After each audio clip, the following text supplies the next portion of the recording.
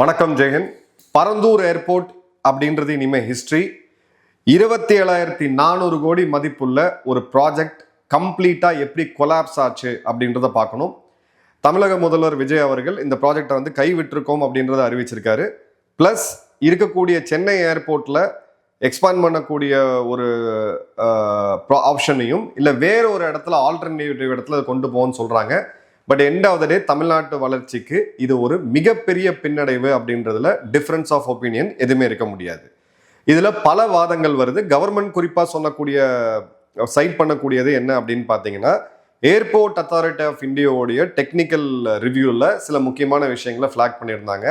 பரந்தூர்ல கையகப்படுத்தப்பட்ட நிலங்கள்ல நிறைய நீர்நிலைகள் இருக்கு, ஒரு ஸ்டேபிளான ரன்வே பிரச்சனையா வரும் அப்படின்றதும், பிளஸ் இதை ஒரு பொலிட்டிக்கல் இஷ்யூவாகவே திரு விஜய் அவர்கள் கட்சி ஆரம்பிச்சிருந்த போது எடுத்திருந்தாரு. ரெண்டுத்தையும் சேர்த்து இந்த இடத்துல இந்த ப்ராஜெக்டுக்கு ஒரு முடிவுரை எழுதியிருக்கிறாங்க.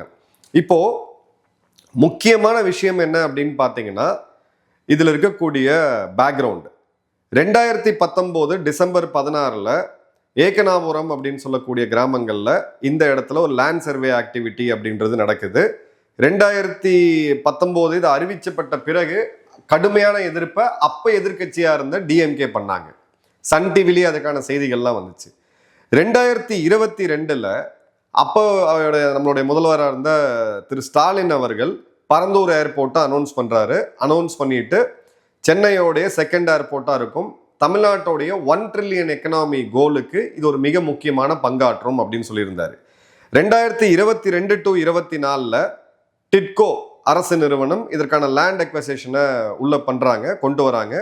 கொண்டு வந்த பிறகு 35 லட்சம் ரூபாயில ஆரம்பிச்சு கிட்டத்தட்ட 2.5 கோடி ரூபாய்க்கு கிட்ட ஒரு ஏக்கர் அளவுக்கான காம்பன்சேஷனை ஃபிக்ஸ் பண்றாங்க. எந்த லொகேஷனு, என்ன நெகோசியேஷன், சென்ட்ரல் கிராண்ட் எல்லாம் பார்த்த பிறகு 2024 இதே வருடம் ஜனவரிக்கு பிறகு திரு விஜய் அவர்கள் அரசியல் வந்த பிறகு இந்த ப்ராஜெக்டை நேரடியாக எதிர்க்கிறாரு. விக்கிரவண்டியில ஒரு பெரிய ரேலியும் பண்ணாங்க. அப்புறம் ஏகனாபுரம் போனாரு. அதுக்கு பிறகு ஒரு ப்ரோஃபார்மர் இதை அவர் எடுத்திருந்தாரு. 2025 இந்த 3800 ஏக்கர் பிரைவேட் லேண்ட்ல 30% ஏற்கனவே கவர்மெண்ட் அக்வயர் பண்ணிட்டாங்க. பண்ண பிறகு 40% அப்படின்றது எலெக்ஷனுக்கு முன்னாடியே வந்துடும், இந்த மாடல் கோடுக்கு முன்னாடியே நம்ம பண்ணணும் அப்படின்னு சொல்லிட்டு கிட்டத்தட்ட 1822 கோடி ரூபாய் இந்த நில கையகப்படுத்துறதுக்காக நிதி ஒதுக்கீடு பண்ணியிருந்தாங்க. 2026 தேர்தல் முடிஞ்ச பிறகு புது கவர்மெண்ட் வருது. இருக்கிறபடி அப்படின்னு சொல்லி ஸ்டேட்டஸ் கியூவை டிக்ளேர் பண்றாங்க. அதன் பிறகு பார்த்தீங்க அப்படின்னா ஜூன் 18 மின்சாரத்துறை அமைச்சர் திரு நிர்மல்குமார் அவர்கள் இதுல ப்ரொசீட் ஆக மாட்டோம், ஆல்டர்னேட் சைட் பார்த்துக்கிட்டு இருக்கோம் அப்படின்னு சொன்னாங்க. இன்னைக்கு இந்த ப்ராஜெக்டை கைவிடுறோம் அப்படின்னு சொல்லி தமிழ்நாடுல அரசு அறிவிச்சிருக்கு. இப்போ இந்த அரசியல் போறதுக்கு முன்னாடி நம்ம ஒரு கம்பேரிசனை பார்க்கணும். ஏர்போர்ட் அப்படின்னு ஒரு 20 வருடத்துக்கு முன்னாடி பேசும்போது டெல்லி, பாம்பே, கல்கட்டா, மெட்ராஸ் அப்படின்னு சொல்லுவாங்க. ஏன்னா இந்த 4 தான் மெட்ரோபாலிட்டன் நகரங்கள். ஒரு பகுதிக்கும் கனெக்டிவிட்டியா இருந்தது. ஈஸ்டுக்கு கொல்கட்டா, சவுத்துக்கு சென்னை, மேற்குக்கு மும்பை, வடக்குக்கு டெல்லி. அதன் பிறகு ஏர்போர்ட் எல்லாம் டெவலப் பண்ண ஆரம்பிச்சாங்க.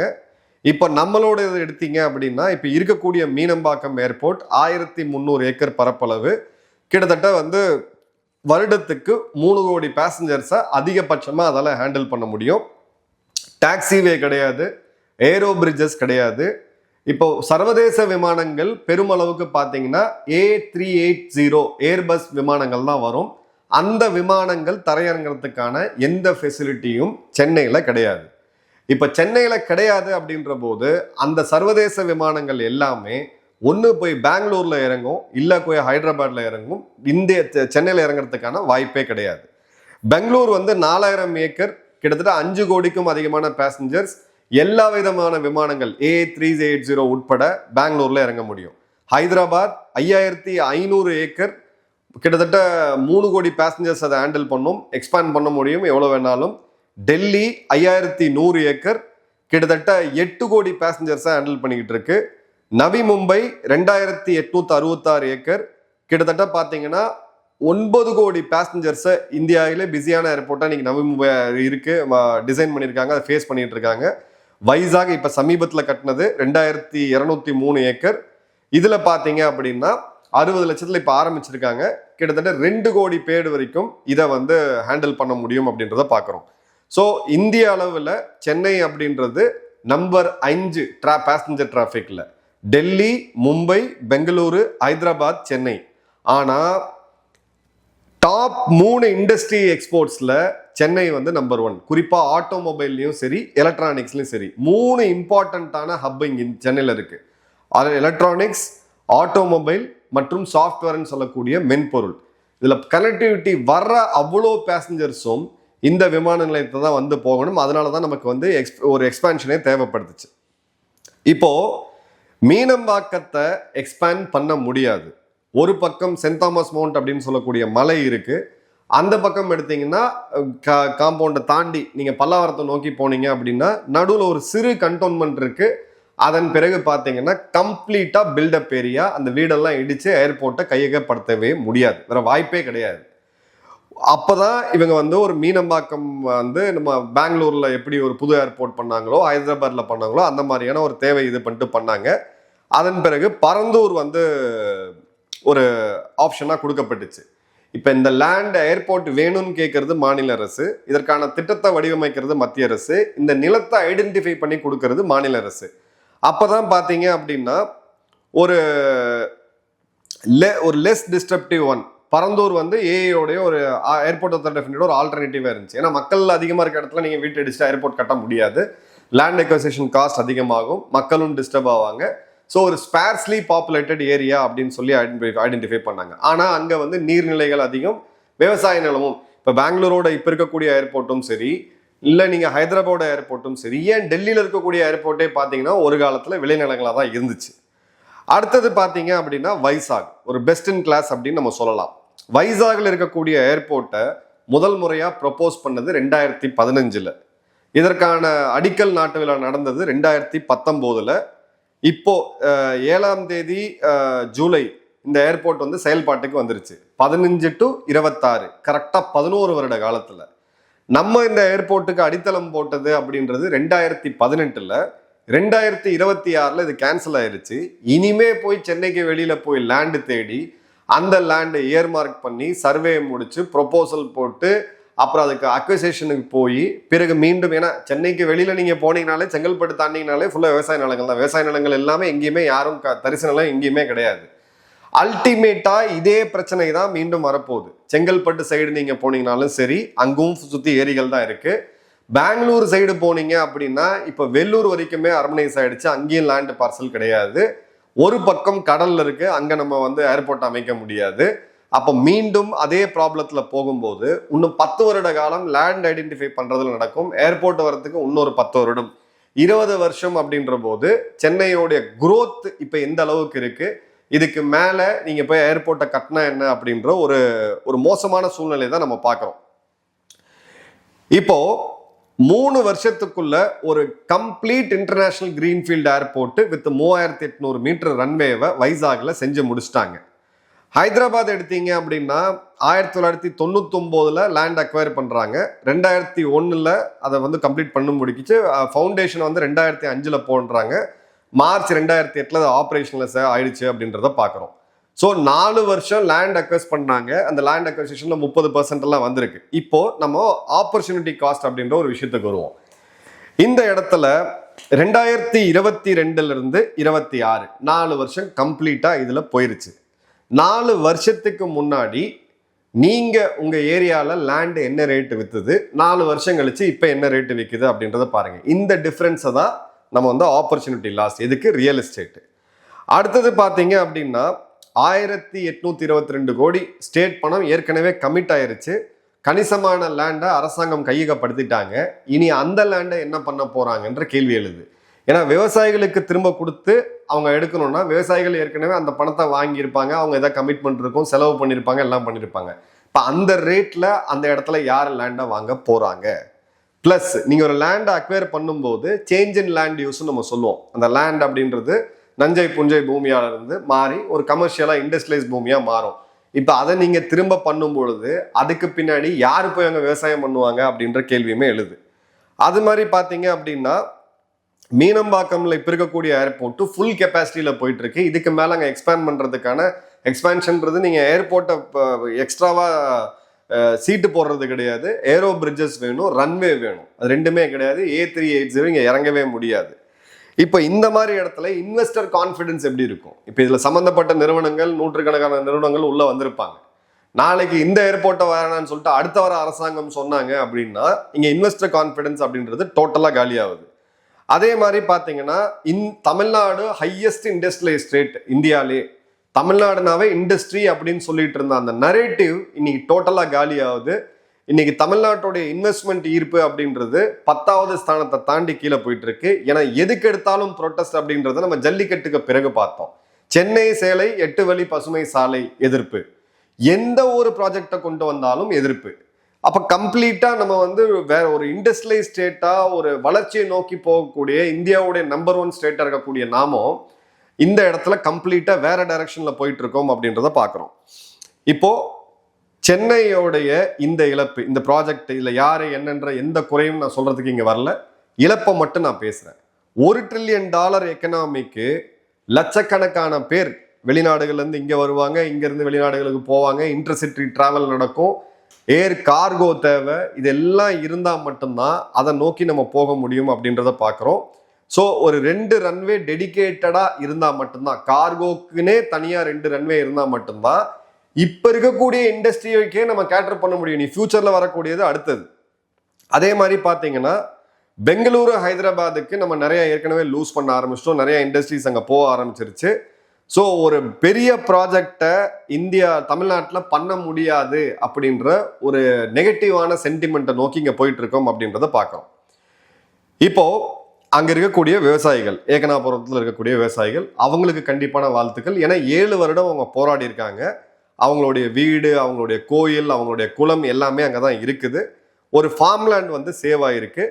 இப்போ ஃபர்தரா அவங்க அங்கிருந்து வெளியேற்றப்படக்கூடிய இல்லை வெளியேறக்கூடிய சூழ்நிலை அப்படின்றது இல்லை. பட் மில்லியன் டாலர் கொஸ்டின் என்னன்னா, 30% லேண்டை நீங்க ஏற்கனவே அரசாங்கம் வாங்கிட்டாங்க. இப்ப அந்த லேண்டை என்ன பண்ண போறீங்க?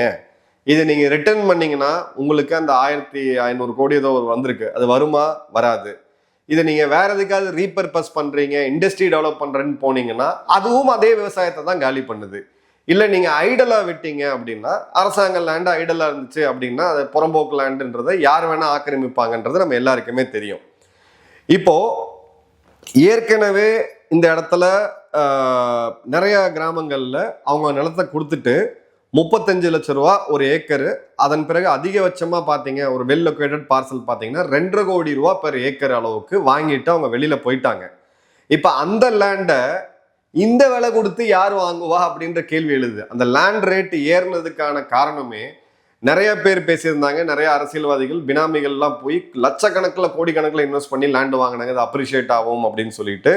அந்த டைம்ல ஏக்கர் கணக்கில் ரெஜிஸ்டர் ஆகிட்டு இருந்தது. பிறகு சென்ட் கணக்கில் ரெஜிஸ்டர் ஆக ஆரம்பிச்சு, அதன் பிறகு கிரவுண்டு கணக்கில் ரெஜிஸ்டர் ஆக ஆரம்பிச்சு, பிறகு பெர் ஸ்கொயர் ஃபீட் ரேட்ல வந்துச்சுன்றதை பார்த்தோம். ஸோ இந்த இடத்துல நம்ம அரசியல்வாதிகள் சும்மா இருக்க மாட்டாங்க.